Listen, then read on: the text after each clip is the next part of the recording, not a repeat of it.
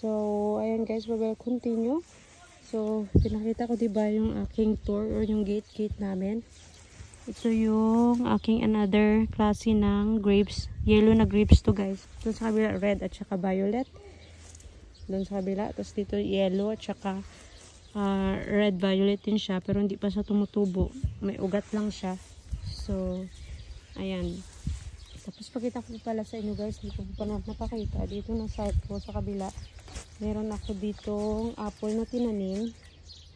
Yan, apple ito guys. Yan, may bunga na yung aking apple. Yung apples ko guys. 3 yung bunga. 4 pala.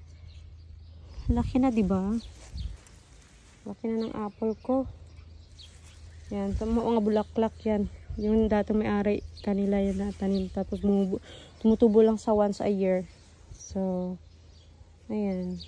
Yun, ano din siya, parang bush lang siya. Parang kahoy lang siya. Pero namumulaklak din yan siya guys. Maganda din bulaklak yan.